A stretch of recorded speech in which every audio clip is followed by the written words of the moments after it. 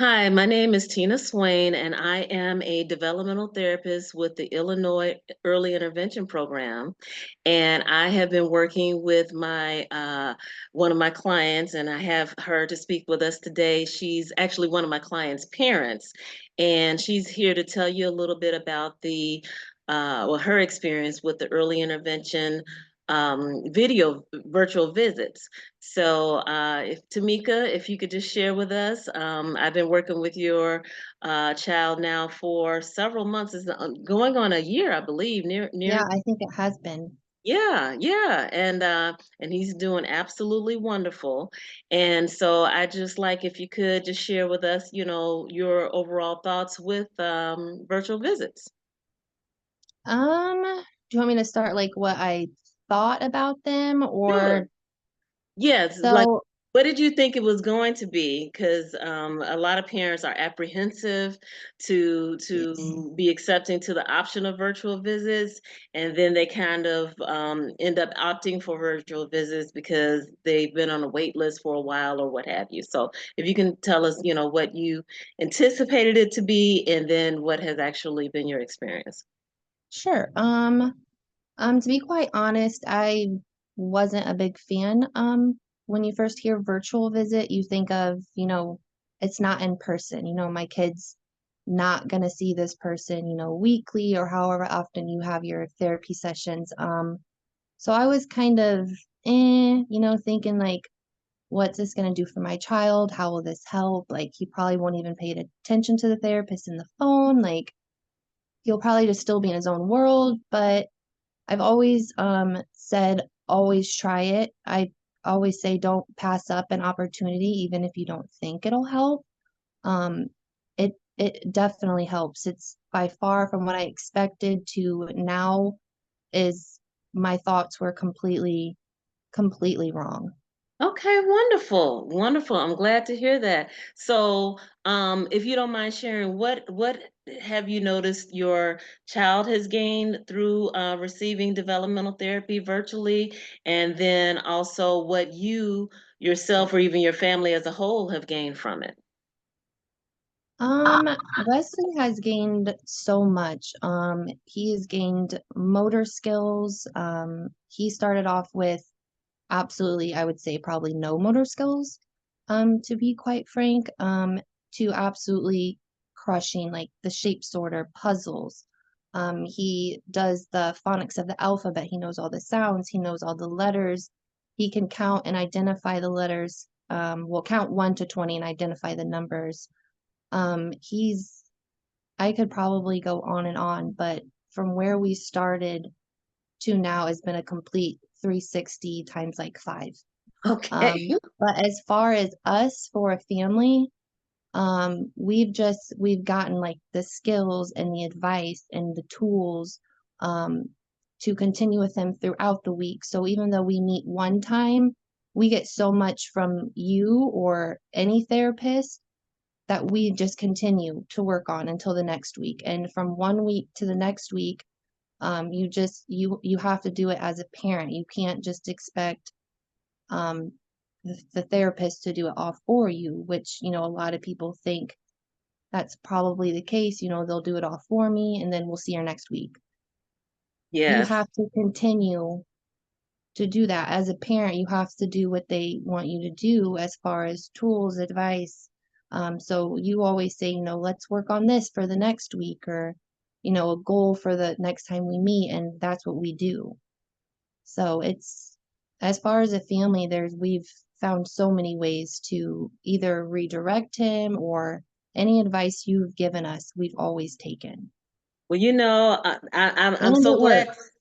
I'm so glad And to it works. hear that you've taken the advice and I always commend you and your husband in this regard too, because what I've noticed is you guys you follow through, and that is a huge thing for parents to have the follow through on what the therapist recommendations are, and Yep. for there to be some consistency. So you and Yep. I have had our regular schedule meeting day, meeting time. If we need to reschedule or if I need to make up a visit or something, you've been accommodating to that.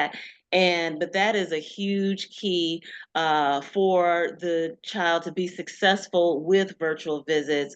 And another thing that you guys did as well was toy recommendations. So Oh if yeah. there were recommendations for specific toys, because we know how it can aid in a child's development. You guys have been able to get those toys for him, or even have them for him for his birthday or something. You have other family members and friends also contribute, and that's wonderful, because now you see how your child engages with the toys, and you guys engage with the toys with him. And Yes. that's just helping to elevate his learning, helping to elevate his development overall. So that's And when absolutely we talk wonderful. about that, I always think of his shape sorter. I think it was you recommended a shape sorter um a while ago, like maybe the first few months we worked together, and it's like I want to say it's like a 16-piece shape sorter. And I remember because you got to flip it and put all the shapes in. And I remember like he wouldn't flip it. Do you remember that? How he I would keep do. it with that one side up and try all his Exactly. pieces and he would give up. And your Exactly. advice for us for that next week is to kind of help him flip it, Hmm. you know. And I think it was that very next week, he was flipping this shape sorter and it was like he was doing in a Rubik cube. Like he was putting them in so fast and it was just it was awesome. And also something I want to put in is you can't always think in-home person, my child's going to see this person. It's not also about sight, it's also about the voice. Like Wesley, well, my child, sorry, Hmm. um, he can hear you. And even when we used to put the phone at him, he wouldn't pay attention. Like, nah, in his own world, which is fine. But now it's, he looks at you and he was singing with you that day. And Hmm. it was just the eye contact through the phone was just awesome. Absolutely, absolutely. Those are Because he two. recognizes your voice. Yes, And that's yes. so huge for kids, not only recognizing like maybe a face or someone who comes over and visits often, but it's also the voice. I feel like the voice is so much more than the actual visual. Oh, that's good. That's good. Those are two great points, because with the shape sorter, as you had mentioned, when I said to flip it over, when he realized that there were other shapes for him to put those Yes. shapes, or other openings for him to put those shapes in, it was like, oh, this toy has more going on for it. I could do more with Yes. it. And that Yep. excited him. So that's excellent. And that broadened that learning even more. And yes, you're right. When he first noticed me in the phone, I thought that that was amazing, because he had been hearing my voice prior to. And then Yes. when you turned it on the selfie mode and he could see, oh, this is the lady that's been talking, he was like, oh, and he seemed, excited about that. But he had already been familiar with me from hearing my voice and everything. So you're Yep. right. Two excellent points. And Excellent. it was hard to do like for any parent that does a virtual visit, it's really hard to keep it like on the selfie mode, Hmm. especially for us at first, because he was so unregulated and not knowing what to do with his body, with his time, or when he'd sit down with a toy, he wouldn't know what to do. Hmm. So, Yeah, yeah, and now he's so just at such a calm, even keel all the time. He enjoys his toys. He learns yep, from the toys. He enjoys interacting with you and dad, and playing with those toys, learning from the toys. And you guys have been model citizens, so to speak, oh, thank you. the intervention. We try our best. Oh, you guys have been absolutely wonderful. So that's what, and I appreciate you also for doing this interview today. I just want to let everyone know this is a parent of mine. I'm still seeing her son, He's still my client, but she volunteered to share her thoughts and her experience with everyone today so that other parents who might be a little teetering on the fence in regards to virtual visits, they might give some consideration to even taking on a therapist for virtual visits, even if they still want to have in-person visits with someone. You can Mhm. take virtual visits temporarily until the in-person visits can start because Illinois is a big state and it's And just there's so many kids that need the help and the wait list. I mean, thankfully for us, we kind of caught signs around 1 years old, and you have to be their voice when you go to the doctor. You have to be their voice because they don't have a voice.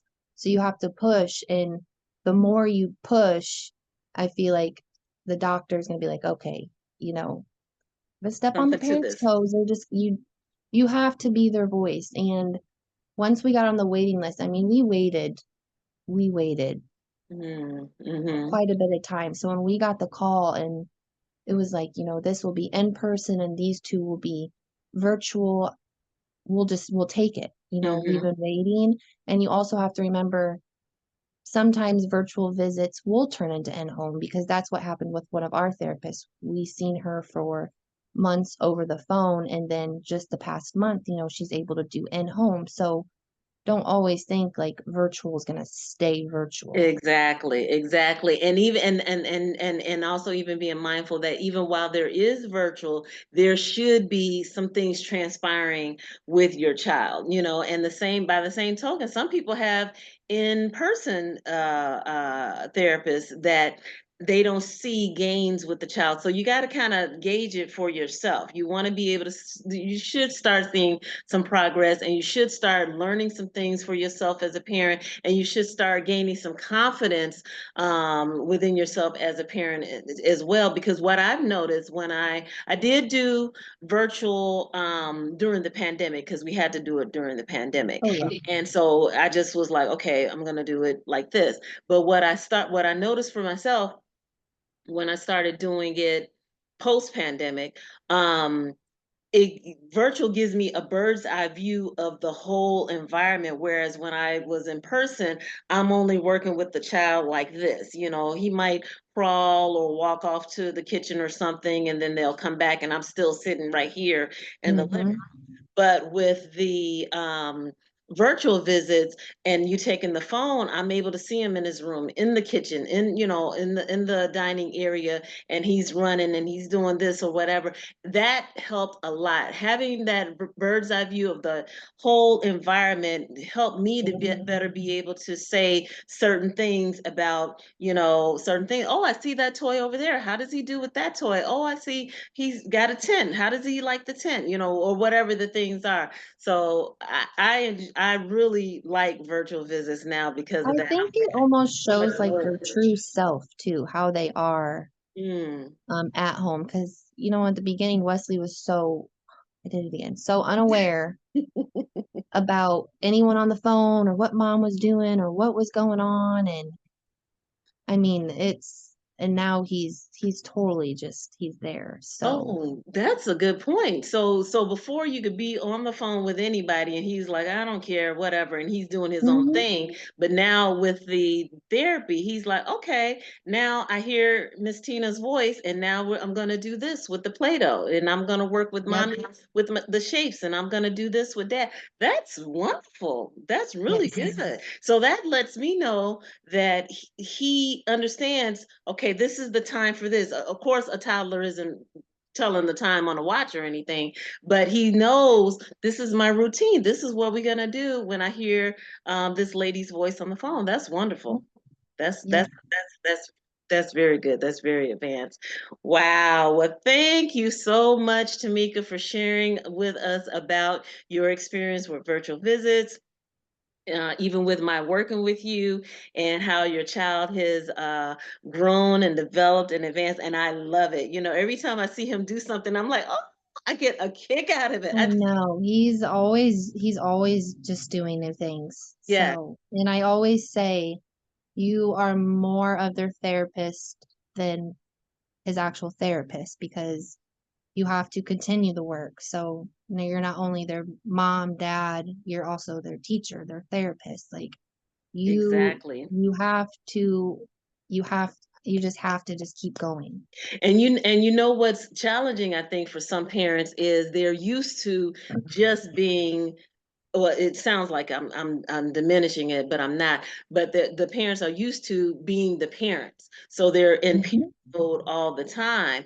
But like you just said, you got to be all these other facets for the child. And even when it comes to receiving early intervention in the home, you have to be that hands-on person as it pertains to virtual visits, to play with the child the way the child needs to be played with, to play with those toys, use those toys. That's why they're Right. called developmental toys, and that's why I say I really like how you guys have done that, because you get it. You get it. And Oh, yes. it's wonderful. Yes. That's wonderful. Well, thank you so much. I'm not going to take up any more of your time. Oh, you're so welcome. I appreciate you joining me with this, and hopefully, many more parents will come to take advantage of virtual visits because of this interview. And I'm going to be keeping you posted, because I could see actually you and your husband being advocates for early intervention through early intervention. So I'm going to keep my eyes peeled for any opportunities if you guys might want to share in your community. All right, that sounds great. Okay, wonderful. Thank you so much. All right. Well, thank you, and you're very welcome. You have enjoy the rest of your day. I will, you too. Thank you. Bye bye. Bye.